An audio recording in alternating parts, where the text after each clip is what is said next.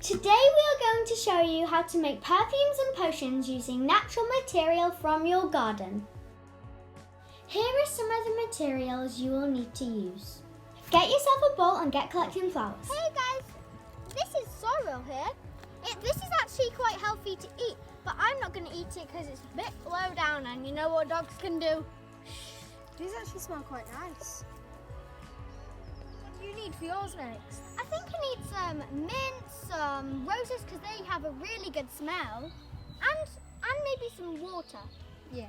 Did you know if you crushed up the flowers, the smell actually, it brings the smell out, especially mints. Really? Get all of your ingredients together and mush them all up. It's a bit dark, so what I'm going to do is I'm going to add some water to make it a lot brighter. You don't want to add too much because it might get rid of the smell. You should definitely try this at home. If you like what you see, you should definitely subscribe at Cool Canvas.